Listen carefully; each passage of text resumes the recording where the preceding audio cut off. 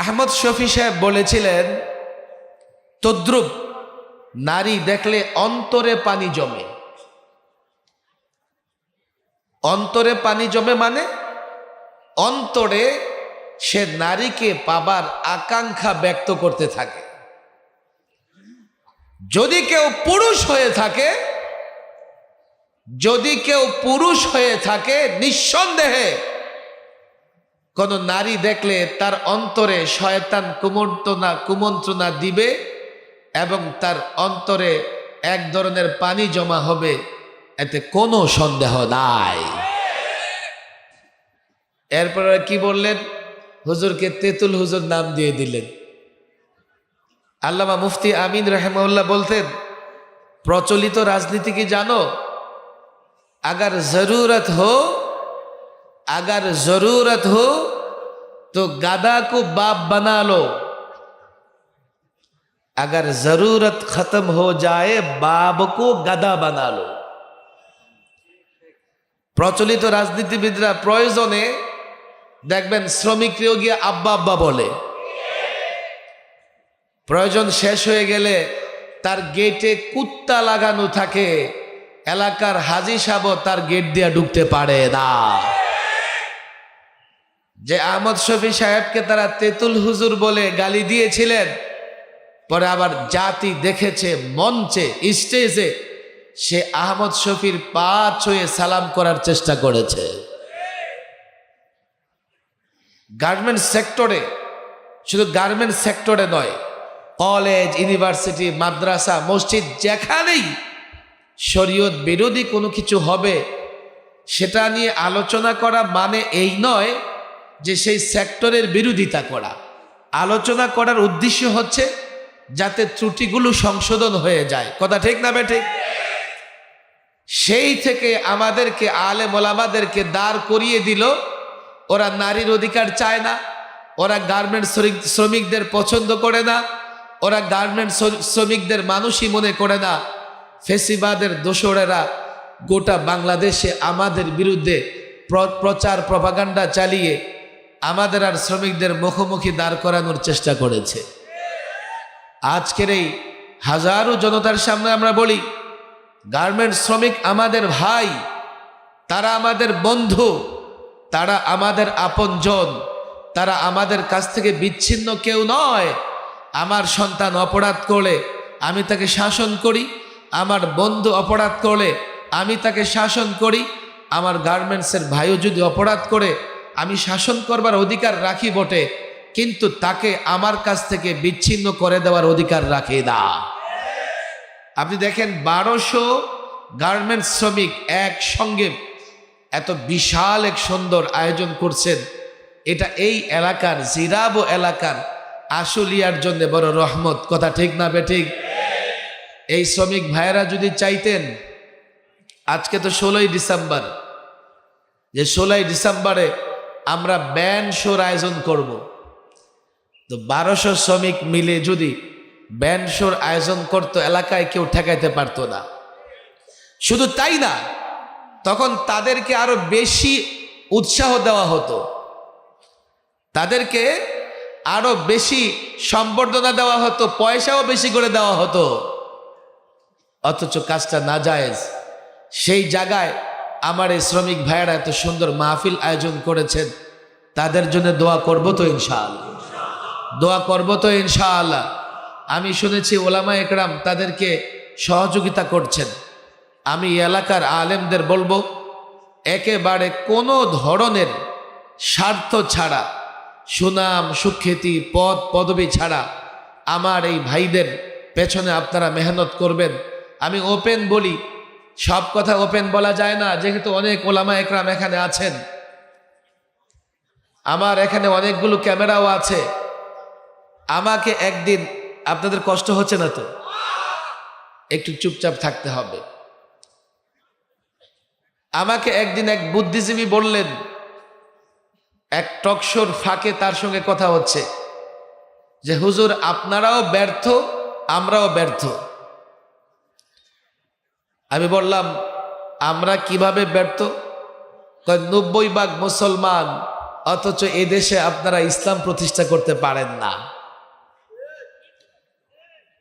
দেশে 90% মুসলমান, অথচ কোরআন প্রতিষ্ঠার জন্য আন্দোলন করা লাগে, সংগ্রাম করা লাগে।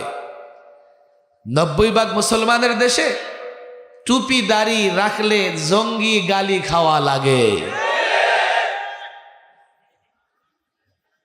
কত কথা, ব্যথাও অনেক।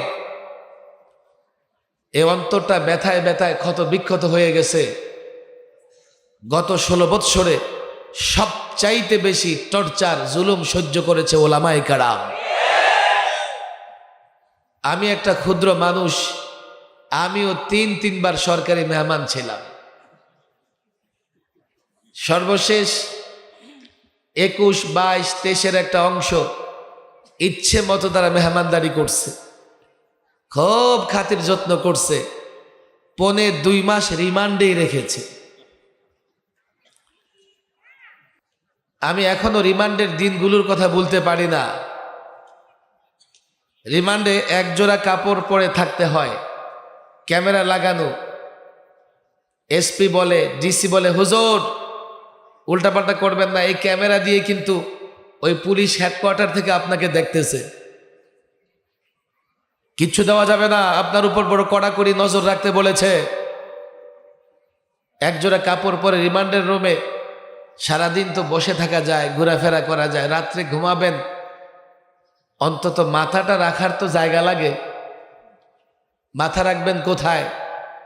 ওই পানির বোতল, 2-2.5 লিটারের পানির বোতল, আমাদের খাবার জন্য যে পানি দেওয়া হতো, এই বোতলটা মাথার নিচে দিয়া কিছুক্ষণ ঘুমানোর চেষ্টা করতাম।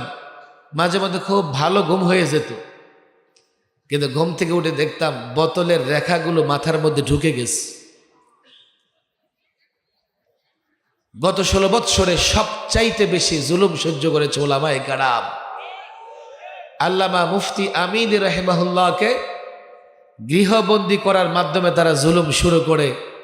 আল্লামা মুফতি আমিন রাহিমাহুল্লাহ 21 মাস মৃত্যু পর্যন্ত গৃহবন্দী ছিলেন। গৃহবন্দী রেখে তিলে তিলে তাকে মৃত্যুর মুখে ঠেলে দেওয়া হয়েছিল।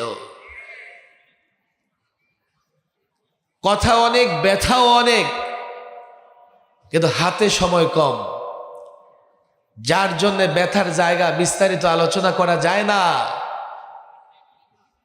16 বৎসরে এতটা ষড়যন্ত্র হয়েছে টুপি দাড়িওয়ালাদের বিরুদ্ধে। হঠাৎ একদিন পত্রিকা ইশতেহার, বিজ্ঞাপন। কি বিজ্ঞাপন? জঙ্গিবাদের আলামত। কি আলামত জঙ্গিবাদের? দেখা হলে যদি বলে আসসালামু আলাইকুম, এরপরে মাশাআল্লাহ, জাযাকুমুল্লাহ, আলহামদুলিল্লাহ। টাকনুর উপরে কি করে? টাকনুর উপরে কাপড় পরে, ধর্মীয় বই পুস্তক ইত্যাদি সাথে রাখে। এগুলো সব জঙ্গিবাদের আলামত। এমন বিজ্ঞাপন পত্রিকায়ও ছাপা হয়েছে। আর আবার কলেজ ইউনিভার্সিটির ছেলেরা আমাদের কাছে এসে চোখের পানি ছেড়ে দিয়েছে, হুজুর দাড়ি রাখি, নামাজের সময় এই তো ক্যাম্পাসের মসজিদে গিয়ে নামাজ পড়ি, বন্ধু বান্ধব কত কটূক্তি করে, কত কটূক্তি করে। সমস্ত কটূক্তি বরদাস্ত করে দাড়ি রেখেছি। এখন তো ভয় লাগতেছে, দাড়ি রাখা নাকি জঙ্গিবাদের আলামত। কখন জানি দাড়ি রাখার অপরাধে আমাকে জঙ্গিবাদ বানিয়ে জেলে ঢুকায় ফেলে। হয়েছেও তাই। আমি নিজে জেলখানায় দেখেছি অসংখ্য যুবক, এমনকি হেফজখানার ছাত্র, তাকে পর্যন্ত জঙ্গিবাদের মামলায় বছরের পর বছর জেলখানায় আটকে রেখে টর্চার করা হয়েছে, নির্যাতন করা হয়েছে। জুলুম করেছো, তোমাদের পরিণাম হয়েছে ভয়াবহ। 53 বছরে ক্ষমতা ছেড়ে কাউকে পালাতে হয় নাই, আর তোমরা ক্ষমতা ছেড়ে এক মুহূর্ত দেশে থাকতে পারো নাই।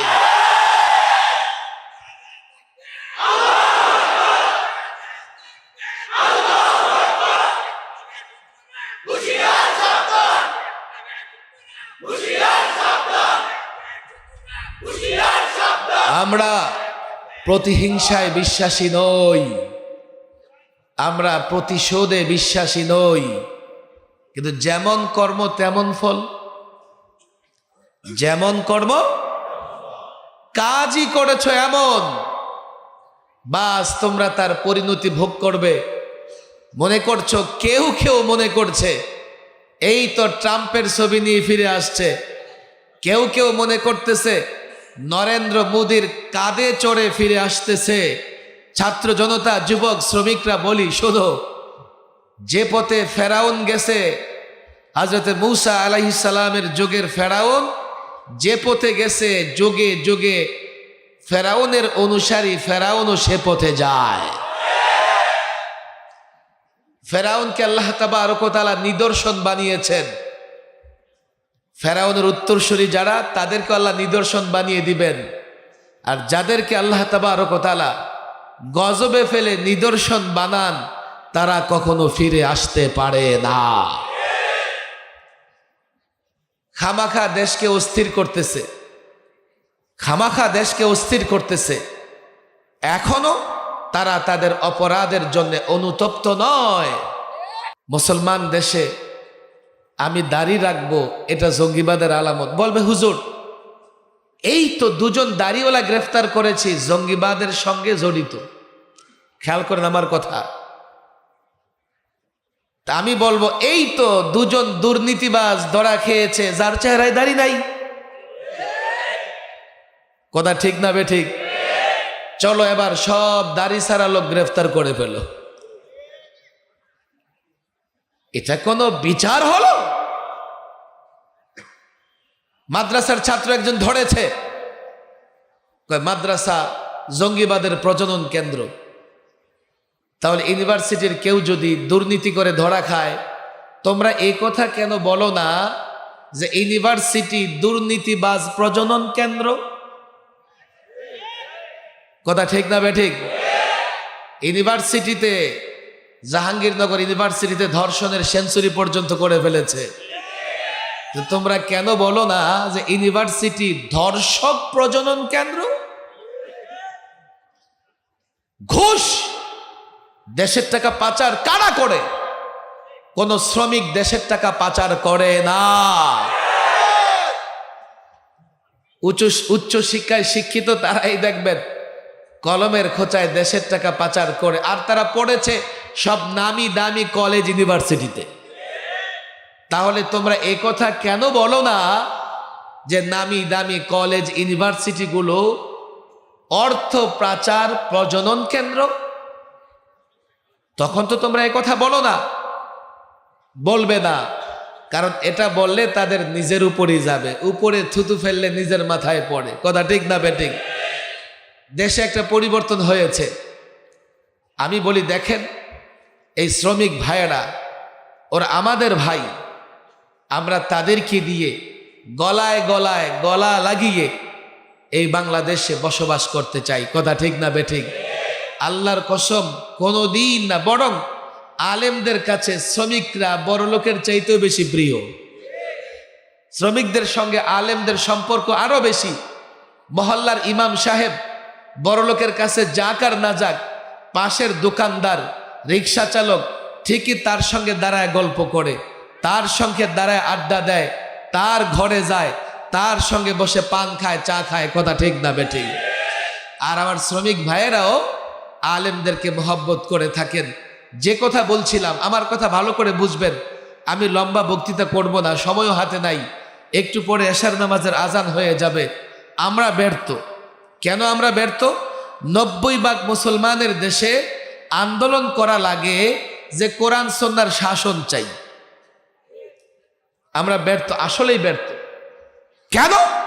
আমরা এই জাতিকে বুঝাতে পারিনি যে কোরআন সুন্নাহর শাসন আসলে তোমাদের সবার জন্য কল্যাণ হবে।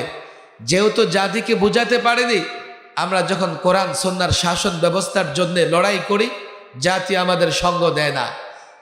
তবে সেই লোকটা, আমি বললাম তো আপনারা ব্যর্থ কেন? খেয়াল করেন, মনে আছে বাংলাদেশের এক বুদ্ধিজীবী আমাকে বলতেছে, হুজুর রাজনীতিতে আপনারাও ব্যর্থ, আমরাও ব্যর্থ। তা আমি তো বুঝলাম যে আমরা ব্যর্থ। আমি তাকে বললাম, আপনারা ব্যর্থ কেন? আমরা ব্যর্থ হচ্ছি, এদেশের শ্রমিকদের আমরা জাগ্রত করতে পারিনি। নিঃসন্দেহে এখানে অনেক শ্রমিক আছেন যারা সমাজতন্ত্রের খোঁজ খবর রাখেন। রাশিয়াতে সমাজতন্ত্রের বিপ্লবের খবর রাখেন আলেমরাও আছেন। সাধারণ শ্রমিকদেরকে উত্তেজিত করে সেখানে একটা বিপ্লব হয়েছিল। স্লোগান ছিল কি? কেউ খাবে, কেউ খাবে না, তা হবে না। আর শ্রমিকদের বুঝানো হলো শব্দ করো তুমি, বিল্ডিং করে সে। আসলেই তো শ্রমিকদের হাতে সব হয়। 5 স্টার হোটেলে 1 লক্ষ টাকা রুম ভাড়া দিয়ে যেই লোকটা সেখানে থাকে, খেয়াল করে দেখেন তার খাবার যে পাকায় সে শ্রমিক। কথা ঠিক না বেঠিক? যেই রুমে থাকে, বিল্ডিংটা বানিয়েছে শ্রমিক। কথা ঠিক না বেঠিক? এই যে 1 লক্ষ টাকা সে 5 স্টার হোটেলের ভাড়া দেবে, এই 1 লক্ষ টাকাও সে কোনো না কোনো শ্রমিকের মাধ্যমে উপার্জন করতেছে। কথা ঠিক না বেঠিক? সব শ্রমিকরা করে, তো তোমরা গরিব থাকবে কেন? কয় কি করো? স্লোগান উঠাও, কেউ খাবে, কেউ খাবে না, তা হবে না, তা হবে না। রাশিয়ার যখন শ্রমিকরা আন্দোলন সংগ্রাম শুরু করে দিল, বিপ্লব হয়ে গেছে। তবে এই বিপ্লব দীর্ঘদিন ধরে রাখা যায় নাই। কেন? আল্লাহ কাউকে ধনী বানান, কাউকে গরিব বানান। যাকে ধনী বানান তার সম্পদে গরিবের হক আছে, বুঝবার চেষ্টা করবেন। আর যাকে গরিব বানান তাকে দিয়ে আল্লাহ দুনিয়ার নিজাম ঠিক রাখেন। সবাই যদি ধনী হইতো তো আজকে প্যান্ডেল করার লোকজন থাকতো না। সবাই ধনী হলে বিল্ডিং উঠতো না, বিল্ডিং বানাইতো কে? সবাই ধনী হলে আরো 1000 বছর আগেই পৃথিবী ধ্বংস হয়ে যেত। এই পৃথিবী ঠিকঠাক রাখবার জন্যে আল্লাহ তাবারক ওয়া তাআলাই কাউকে সম্পদ কম দিয়েছেন, কাউকে বেশি দিয়েছেন। তবে যাকে কম দিয়েছেন তার আবার হক আছে, যাকে বেশি দিয়েছেন তার সম্পদে। কথা ঠিক না বেঠিক? এটা দুনিয়ার নিজাম ঠিক রাখবার জন্য আল্লাহ করেছেন। কিন্তু এটা কখনোই এমন করা যাবে না কাউকে ছোট কাউকে বড় করা। তখন সে আমাকে বলতেছে কি, আমরা হুজুর বাংলাদেশের শ্রমিকদের জাগ্রত করতে পারলাম না। বলে মানে শ্রমিকদের জাগ্রত করে আবার সমাজতান্ত্রিক বিপ্লব করতে চান, যেই বিপ্লব রাশিয়াকে ধ্বংস করে দিয়েছে? কোন চিন্তা নিয়ে গড়ে? আমি বললাম আপনাদের ব্যর্থ হওয়াটা দেশের জন্য রহমত, আর আমাদের ব্যর্থ হওয়াটা এটা দেশের জন্য গজব। আজও মাঝে মধ্যে এই সাম্রাজ্যবাদী শক্তিগুলো হঠাৎ করে কোথাও শ্রমিকদের ভেতরে দাঙ্গা ফাসাদ লাগাইয়া দেয়। আপনারা ভালো বুঝতে পারবেন, মাঝে মধ্যে পত্রিকার নিউজ পড়ে আমরা যা বুঝি যে সাম্রাজ্যবাদী শক্তি, সমাজতান্ত্রিক শক্তিগুলো আমার দেশে এক তো শ্রমিকদের নিয়ে খেলা করে, আবার শ্রমিকদের মাধ্যমে দাঙ্গা লাগিয়ে তারা তাদের উদ্দেশ্য স্বার্থ হাসিল করতে চায়। এই জন্য আমি শ্রমিক ভাইদের বলি, আমি সরকারকেও একাধিকবার বলেছি এই প্রোগ্রাম থেকে, বাংলাদেশে একজন শ্রমিক যেটুকু বেতন পেলে তার পরিবার এদেশে একটা সাধারণ মানুষের মতো মান বজায় রেখে পরিবার চালাতে পারে, এতটুকু বেতন তাকে দিতেই হবে। যদি কোনো ব্যবসায়ী না দিতে পারে, ব্যবসায়ী গুছাইয়া ফেলো। যদি না দিতে পারে, ব্যবসা গুটাইয়া ফেলো। একটা শ্রমিক এখানে 8 ঘন্টা 12 ঘন্টা শ্রম দেয়, তার পরিবার আছে, তার সন্তান আছে, তার মা বাবা আছে, সকলকে নিয়ে যাতে একটা ন্যূনতম মান বজায় রেখে সেই চলতে পারে, এতটুকু বেতন ভাতার ব্যবস্থা করতে হবে। আর এটা করবার জন্যে গভর্নমেন্ট মালিক পক্ষের সঙ্গে বসে সেটা করবে, আর শ্রমিক ভাইয়েরাও সেই সহযোগিতা করবেন যাতে মালিক এই গার্মেন্টস থেকে, এই ব্যবসা থেকে লাভবান হতে পারে। এর বাইরে গিয়ে যদি ভিন্ন কোনো পথ অবলম্বন করা হয়, শ্রমিকরাও মানবে না, আমরা আলেমরাও মানব না।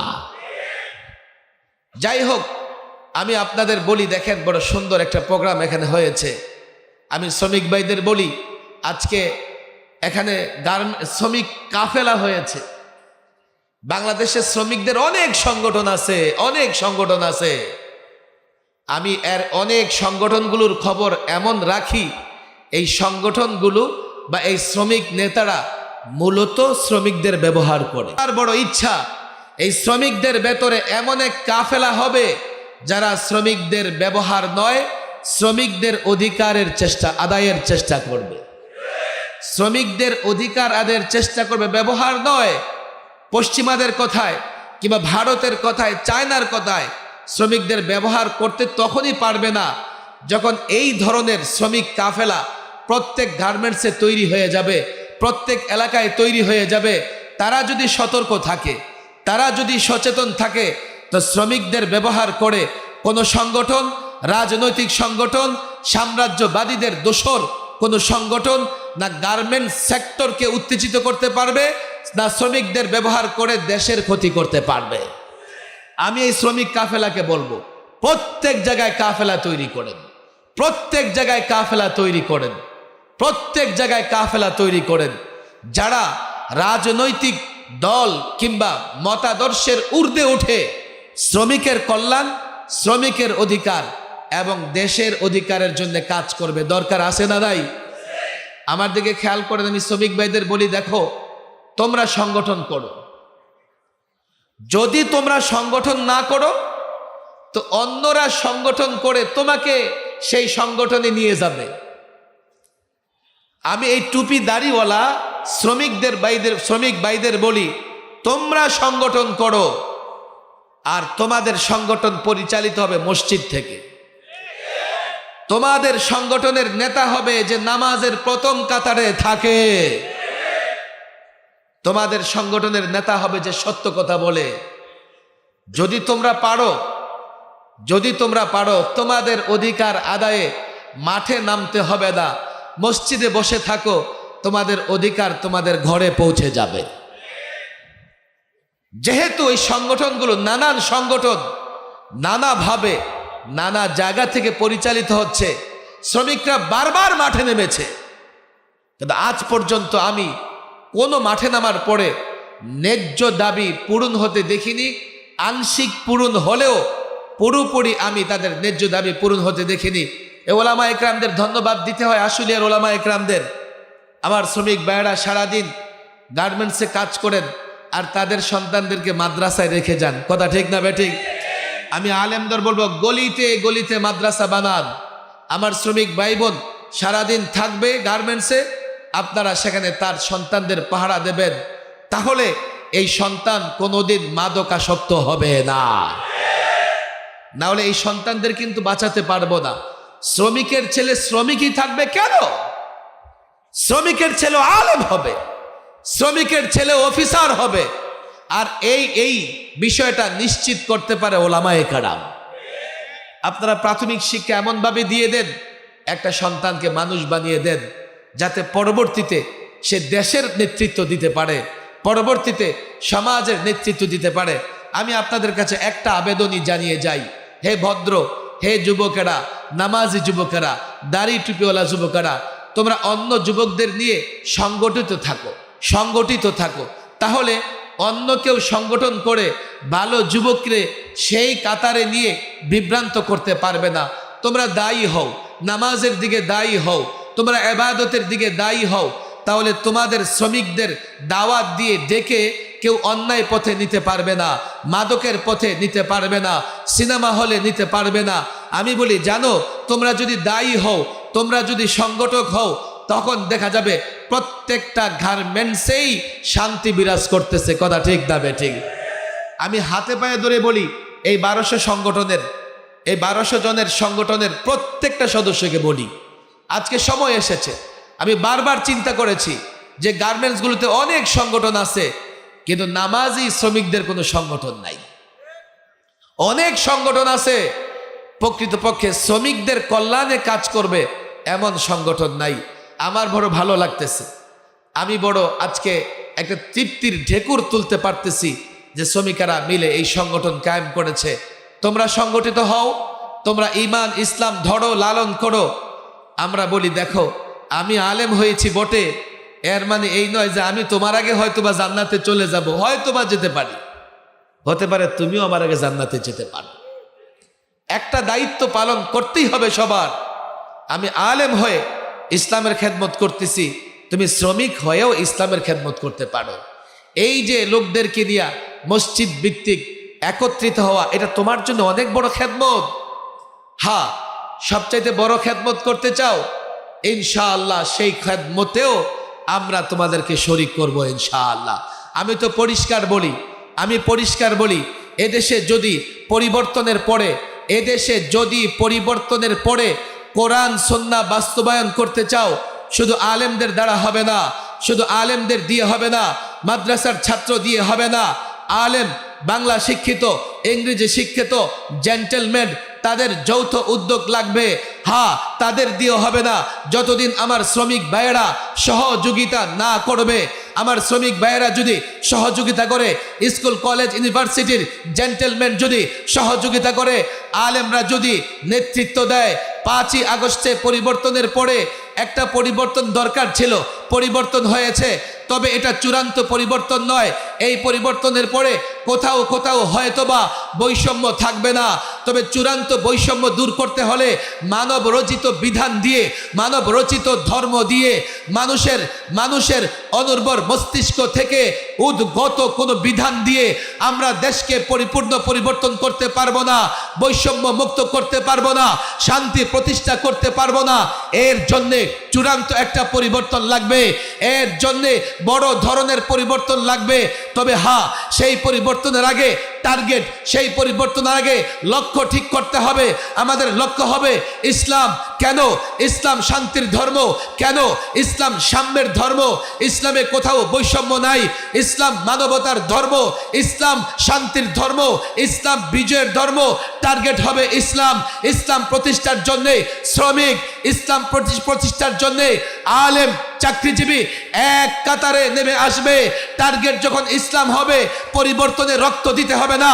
এই 5ই আগস্ট পর্যন্ত, জুলাই থেকে 2000 ছাত্র জনতা রক্ত দিয়েছে।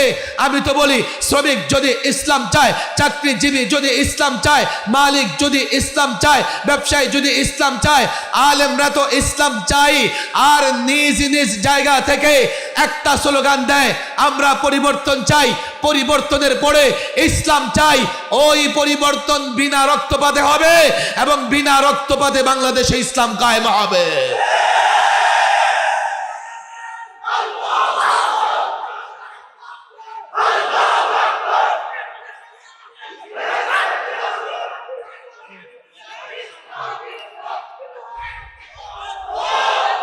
আমি তো পরিষ্কার বলি, আমার শ্রমিক ভাইদের বলি, আলেম ওলামা ছাত্র জনতাকে বলি, তোমরা সমাজতন্ত্র প্রতিষ্ঠায় কাজ করো, তোমরা ন্যাশনালিজম প্রতিষ্ঠায় কাজ করো, তোমরা সেকুলারিজম প্রতিষ্ঠায় কাজ করো। আমার বাংলাদেশ এমন একটা দেশ, যেই দেশের সংবিধানে তিনটা ইজম আছে, তিনটা মতবাদ আছে। আলেমদের বলি, আমার দেশের সংবিধানে সেকুলারিজম আছে, কুফুরি মতবাদ। আমার দেশের সংবিধানে ন্যাশনালিজম আছে, বাতিল মতবাদ। আমার দেশের সংবিধানে ডেমোক্রেসি আছে, বস্তু পূজারীদের মতবাদ। আমার দেশের সংবিধানে ইসলাম আছে বটে, বিসমিল্লাহ নাই। আমার দেশের সংবিধানে ইসলাম আছে বটে, আল্লাহর উপর আস্থা বিশ্বাস নাই। সমস্ত ইজম থাকতে পারলে ইসলাম কেন থাকবে না? তুমি যদি তোমার মন মতো ইজম বাস্তবায়ন করতে চাও, আমি কেন ইসলাম বাস্তবায়ন করতে পারবো না? হ্যাঁ, পশ্চিমাদের কথায় আমাকে জঙ্গি বলবে, পশ্চিমাদের কথায় আমাকে সন্ত্রাসী বলবে। বলো, আল্লাহর কসম করে বলি, তোমরা আমাদের কিছুই করতে পারবে না। হ্যাঁ, জেলে বন্দি করতে পারবে, হ্যাঁ, ফাঁসিতে ঝুলাতে পারবে। আমরা পরোয়া করি না। আমরা মনে করি আমাদের কল্যাণ যদি আল্লাহর পথে শহীদ হই, আমাদের কল্যাণ যদি জেলখানায় আবদ্ধ হই। বাধা দিবে, বাধা দাও, আবদ্ধ করবে, আবদ্ধ করো। আল্লাহর কসম, ওলামাদের বলি, 16 বছর ফেসিবাদকে ছেড়ে কথা বলি নাই, এখনো কাউকে ছেড়ে কথা বলবো না। এই জমিনে যতদিন আল্লাহর বিধান বাস্তবায়ন না হবে, একদিনের জন্য ময়দান ছাড়বো না।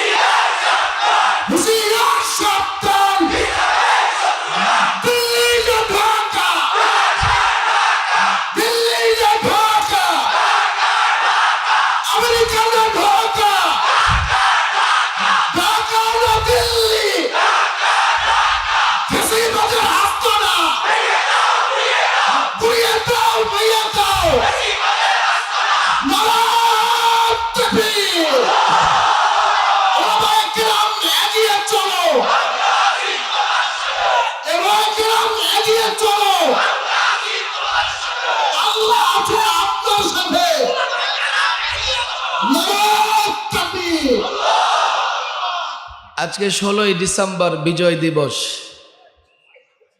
71-এ একটু বুঝবার চেষ্টা করেন, 71-এ রক্তক্ষয়ী এক যুদ্ধের পরে 16ই ডিসেম্বর বাংলাদেশ চূড়ান্তভাবে বিজয় লাভ করেছে। এখন অনেকেই 71-কে ইসলামের বিরুদ্ধে দাঁড় করাইতে চায়, বলে মুক্তিযুদ্ধের চেতনা কেন এই ইসলাম থাকবে রাষ্ট্রে, তো অন্য ধর্মের লোকেরা যাবে কোথায়? ওদের কাছে মুক্তিযুদ্ধের চেতনা হচ্ছে ইসলাম শেষ করে ফেলা। এই ভুল ইতিহাস এই জাতিকে গেলানো হয়েছে। মুক্তিযুদ্ধের চেতনা কি এটা জানতে হলে মুক্তিযোদ্ধাকে জিজ্ঞেস করতে হবে। আমি জানি আপনাদের কষ্ট হচ্ছে, এরপরেও একটা প্রসঙ্গ আমার মাথায় চলে এসছে। আজকে যেহেতু বিজয় দিবস 16ই ডিসেম্বর, 71-এ একটা রাষ্ট্র যুদ্ধ করে স্বাধীন হয়েছে, 72-এ রাষ্ট্রের একটা সংবিধান প্রণয়ন হয়েছে। আর সেই সংবিধানে, একটা স্বাধীন রাষ্ট্রের সংবিধানে ভারতের সংবিধানের 4টা মূলনীতি এনে বসিয়ে দিছে। আর একটা মূলনীতি ছিল সেকুলারিজম, ধর্ম নিরপেক্ষতাবাদ। বুঝবার চেষ্টা করেন। আর সেই 4 মূলনীতি বাংলাদেশের সংবিধানে বসিয়ে দিয়ে সেকুলারিজম এনে মূলত 72-এই মুক্তিযুদ্ধের চেতনাকে নষ্ট করে দেওয়া হয়েছিল। বলবেন কেন? আমরা এই দেশটা পেয়েছি ইসলামের জন্যে, দেশটা পেয়েছি ইসলামের জন্যে। বলবেন হুজুর কিভাবে? ব্রিটিশ যখন ভারত ছেড়ে যায়, বুঝার চেষ্টা করেন, তখন এই 2000 কিলোমিটার দূরত্ব, এই পাকিস্তান ওই পাকিস্তান, এই দুইটাকে একটা রাষ্ট্র কেন বানানো হলো? অথচ কোনো সড়ক পথ নাই, জাহাজে যাওয়া লাগে, মাঝখানে 2000 কিলোমিটারের ব্যবধান। এই দুইটা অংশকে একটা রাষ্ট্র কেন বানানো হলো? এই রাষ্ট্রের লোকেরাও মুসলমান, ওই রাষ্ট্রের লোকেরাও মুসলমান। কেউ বলে না ভাষার কারণে, তো তাদের ভাষা উর্দু, আমাদের ভাষা বাংলা। ভাষার কারণে যদি আমরা এই ভূখণ্ড পেতাম 47 সালে, তো আমরা থাকতাম ক্যালকাটার সঙ্গে, না হলে থাকতাম কার সঙ্গে? আসামের সঙ্গে। আর ক্যালকাটার আসামের হয়ে আমরা যদি দিল্লির অধীনস্থ থাকতাম, 71 তো দূরের কথা, কত 71 যাইতো, আমরা দেশকে স্বাধীন করতে পারতাম না। 47-এ মুসলিম রাজনীতিবিদ এবং আলেমরা কি চেয়েছেন? তারা চেয়েছেন মুসলমানদের জন্য আলাদা একটা ভূখণ্ড লাগবে, যেখানে মুসলমানেরা নিরাপদে তাদের ধর্ম কর্ম পালন করতে পারে। তাহলে এই ভূখণ্ড তো পেয়েছি ইসলামের জন্যে, এই ভূখণ্ড পেয়েছি ইসলাম প্রতিষ্ঠা করব বলে। সেকুলারিজম, ধর্মহীনতা, পৌত্তলিকতা, মূর্তি পূজা তোমরা কোথায় পেলে? বলে তাহলে কি অন্য ধর্মের লোকদের রাষ্ট্র থেকে বিদায় করে দেবেন? না না না, আমরা সহনশীল, সব ধর্মের লোকদের নিয়ে আমরা বসবাস করব, কাউকে বের করে দেব না, এমনকি জোর করে কাউকে মুসলমানও বানাবো না। ইসলামে এই বিধান নাই। এরপরেও আমাদের কি বলে? আমরা নাকি সংখ্যালঘু নির্যাতন করি। আমি প্রায় বলি, চোর যখন ধরা পড়ার ভয় পায়, তখন নিজেই চোর চোর করে চিৎকার করতে থাকে। সংখ্যালঘু নির্যাতন বাংলাদেশে নয়, ভারতে হচ্ছে। ভারতে জোর করে মুসলমান যুবককে বলানো হচ্ছে জয় শ্রীরাম। ভারতে মসজিদ ভাঙা হচ্ছে, ভারতে মসজিদের মিনারায় উঠে উগ্র হিন্দুত্ববাদীরা গেরুয়া পতাকা টানাচ্ছে। ভারতে আমরা দেখছি মুসলিম নারী হিজাব পরে স্কুলে যেতে পারে না, তাদের দেশে মুসলমান নির্যাতিত। তো তারা যখন ধরা পড়ার ভয় পায়, তো বাংলাদেশের দিকে আঙ্গুল তুলে বলতে থাকে বাংলাদেশে সংখ্যালঘু নির্যাতিত হচ্ছে, বাংলাদেশে সংখ্যালঘু নির্যাতিত হচ্ছে। অথচ এদেশে আমার সংখ্যালঘু ভাইয়েরা জামাই আদরে বসবাস করে। পৃথিবীর কোন দেশে এতটা নিরাপদে ওরা বসবাস করতে পারত? অনেক কথা রে ভাই। এর মানে এই নয় যে আমি আবার ইসলাম ভুলে যাব, ইসলাম ছেড়ে দেব, তোমরা ভালো থাকো, কিন্তু এই ভূখণ্ড ইসলামের এখানে আমি ইসলাম প্রতিষ্ঠা করব। 47-এ আমরা ভূখণ্ড পেয়েছি ইসলামের জন্যে। আমার কথা বুঝবার চেষ্টা করেন। 52-এর ভাষা আন্দোলনে সেকুলারিজম ছিল না, সেকুলারিজম ছিল না, ধর্ম নিরপেক্ষতা ছিল না। 6 দফায় ধর্ম নিরপেক্ষতা ছিল না। 69-এর গণ আন্দোলনে ধর্ম নিরপেক্ষতা ছিল না। 70-এর নির্বাচনে ধর্ম নিরপেক্ষতা ছিল না। 71-এর মুক্তিযুদ্ধে ধর্ম নিরপেক্ষতা ছিল না। একজন মুক্তিযোদ্ধা ইমান শক্তিশালী হোক আর দুর্বল হোক, একজন মুক্তিযোদ্ধা সে কম বুঝুক আর বেশি বুঝুক, নামাজ কম পড়ুক আর বেশি পড়ুক, আল্লাহর উপর ভরসা করে যুদ্ধ করেছে।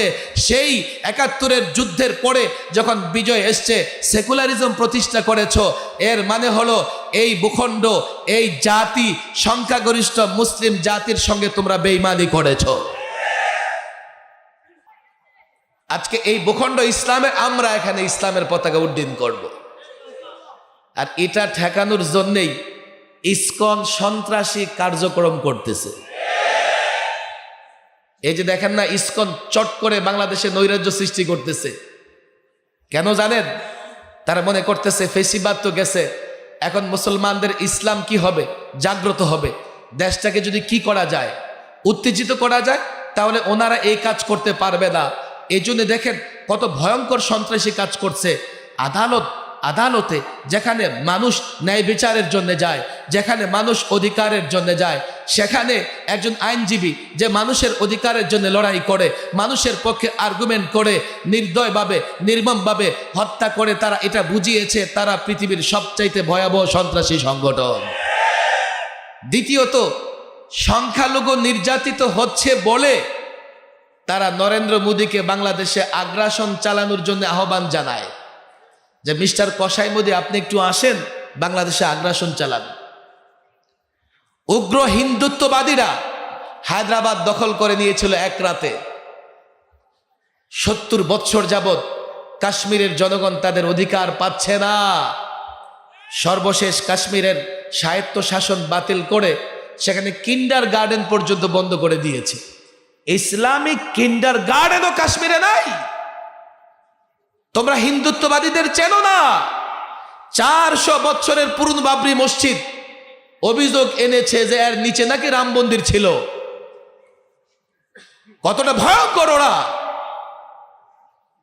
ওদেরকে যখন বাংলাদেশে আগ্রাসনের আমন্ত্রণ জানায়, আমি তো মনে করি আজকে বাংলাদেশের স্বাধীনতা, সার্বভৌমত্ব হুমকির সম্মুখীন। ওরা যে কোনো সময় বাংলাদেশে আগ্রাসন চালাতে চায়, আর তাদের মিডিয়াগুলো এগুলো প্রচার করতেছে, বাংলাদেশ ছোট দেশ, গলা টিপে হত্যা করব। দেশটা ছোট, কিন্তু 16 কোটি মুসলমান। একটা মুসলমান অ্যাটম বোমার চাইতে শক্তিশালী। আমার এই মুসলমান জানে না, ওরা ঠিকই জানে। এখনো মোহাম্মদ বিন কাসিমের নাম শুনলে, ওই গরুর পেশাব খোরেরা আরো 7 গ্লাস বেশি পেশাব খায়। একজন 17 বৎসরের কিশোর যুবক দিল্লিতে ইসলামের পতাকা উড্ডীন করেছিলেন। মুসলমানদের তারা বলে, আপনাদের অস্ত্র কোথায়, আপনাদের বাহিনী দুর্বল। হ্যাঁ, মুসলমান অস্ত্রের বলে লড়াই করে না, মুসলমান বাহিনীর বলে লড়াই করে না, মুসলমান লড়াই করে ইমানি এবং ইসলামী শক্তিতে। দুটো এক্সাম্পল তো আমি বললাম একটু আগে। আমাদের শক্তি ইমান, ইসলাম। আমি তো বলি বাংলাদেশের রাজনৈতিক দলের নেতাদের বলেছি, রাজনৈতিক দলের নেতাদের কর্মীদের বলেছি, তোমরা পারবে না, তোমরা নতজানু হয়ে যাবে, তোমরা আপোষ করে ফেলবে, তোমরা দেশ ছেড়ে পালাবে। কেন? তোমরা ইসলামকে শক্তি মনে করো না, তোমরা ইমানকে শক্তি মনে করো না, অথচ তোমাদের হাতে অস্ত্র নাই, তোমাদের বাহিনী দুর্বল। আমরা মুসলমান, আমাদের শক্তি ইমান, আমরা মুসলমান, আমাদের শক্তি ইসলাম। ইসলাম ইমানের বলে যদি এই মুসলমান শ্রমিক, আলেম, চাকরিজীবী, মালিক এক কাতারে দাঁড়িয়ে যায়, আল্লাহর কসম করে বলি, ভারত তাদের মিত্র ইসরায়েল, ইহুদি একত্রিত হয়ে যদি কোন মুসলিম দেশে আগ্রাসন চালায়, আল্লাহর কসম ভারত টুকরা টুকরা হয়ে যাবে, মুসলমানদের কিছুই হবে না। আমরা দেশকে হেফাজত করব, আমরা এই দেশকে রক্ষা করব। কেন রক্ষা করব? 1500 বছর আগে আল্লাহর পয়গম্বর মুহাম্মদ আরবি মদিনাকে হেফাজত করেছিলেন। মদিনাতুল মুনাওয়ারাকে ধ্বংস করবার জন্য মদিনার চতুর্পাশে কাফের, মুশরিক, ইহুদি, নাসারা, মদিনার ভেতরের মুনাফিক, গজওয়ে আহজাব সমস্ত গোত্র, দল, উপদল একত্রিত হয়ে মদিনা আক্রমণ করেছিল। আল্লাহর কসম করে বলি, সাহাবায়ে কেরাম আল্লাহর নবীর পরামর্শ, আল্লাহর নবীর আনুগত্যে, সালমানে ফার্সির পরামর্শে মদিনার চতুর্পাশে খন্দক খনন করেছেন, গর্ত খনন করেছেন। সাহাবায়ে কেরামের পেটে খাবার ছিল না, পাথর বেঁধেছেন। কাফের বাহিনী, যৌথ বাহিনী, জোট বাহিনী কাছাকাছি চলে আসছেন, নামাজ কাজা হয়ে গেছে, রাসূলুল্লাহ গর্ত খনন করছেন। কাফের বাহিনী 27 দিন মদিনাকে অবরুদ্ধ করে রেখেছিল। চূড়ান্তভাবে মুসলমান বিজয়ী হয়েছে, মদিনাকে হেফাজত করেছে। কেন? মদিনা আক্রান্ত হলে আল্লাহর পয়গম্বর আক্রান্ত হবে, মদিনা আক্রান্ত হলে সাহাবায়ে কেরাম আক্রান্ত হবে, মদিনা আক্রান্ত হলে আমার মা উম্মাহাতুল মুমিনিন হযরত আয়েশা অন্যান্য মায়েরা আক্রান্ত হবে। মদিনা আক্রান্ত হলে সাহাবিয়ারা, আমার বোনেরা, আমার কন্যারা আক্রান্ত হবে। মদিনাকে হেফাজত করেছেন। বাংলাদেশ ইসলামের জন্য পেয়েছি। বাংলাদেশ আক্রান্ত হলে মসজিদ আক্রান্ত হবে, বাংলাদেশ আক্রান্ত হলে মাদ্রাসা আক্রান্ত হবে, বাংলাদেশ আক্রান্ত হলে আলেম আক্রান্ত হবে, তার পরিবার আক্রান্ত হবে, তুমি আক্রান্ত হবে, তোমার মা আক্রান্ত হবে, তোমার বোন আক্রান্ত হবে। 1500 বছর আগে সাহাবায়ে কেরাম আল্লাহর নবীর আদর্শ সামনে রেখে রক্ত দিয়ে মদিনা হেফাজত করেছেন। 1500 বছর পরে বাংলাদেশের মুসলমানরা সাহাবাদের চেতনায় উজ্জীবিত হয়ে নবীর আদর্শ মেনে আল্লাহর কসম করে বলি, এক কাতারে দাঁড়িয়ে যাব। ও কাফের, ও তাগুত বাংলাদেশ আক্রমণ করবে, লড়াই হবে, যুদ্ধ হবে, দেহের শেষ রক্তবিন্দু দিয়ে দেশ হেফাজত করব, হেফাজত করব।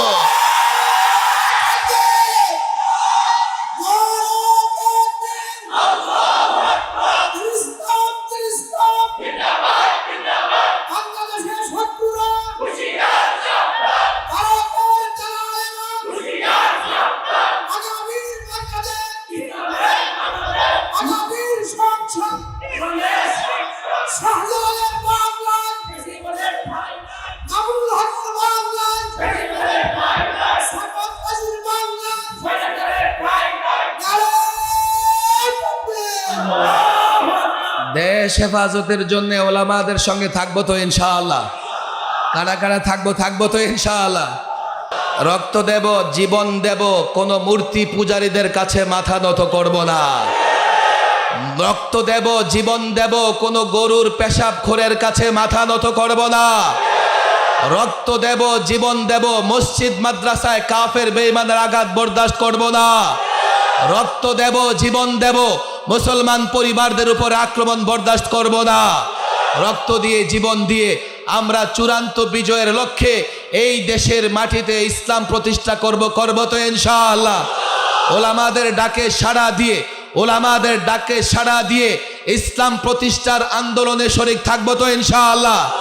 ওলামাদের ডাকে সাড়া দিয়ে আল্লাহর নবীর সুন্নাহ প্রতিষ্ঠার আন্দোলনে শরীক থাকবো তো ইনশাআল্লাহ। পাক্কা ওয়াদা, শরীক থাকবো তো ইনশাআল্লাহ। আল্লাহ তাবারক ওয়া তাআলা আমাদের সকলকে দ্বীনের জন্য, ইসলামের জন্য কবুল করে নিন। এই শ্রমিক কাফেলাকে কবুল করে নিন এবং প্রত্যেক গার্মেন্টস সর্বত্র যারা স্বচ্ছ চিন্তা, যারা শ্রমিকদের অধিকারের চিন্তা করে, এমন শ্রমিকদেরকে সংগঠিত হয়ে কাজ করবার তৌফিক দান করুন। ওয়া মা তাওফীকি ইল্লা বিল্লাহ ওয়া মা আলাইনা ইল্লাল বালাগ।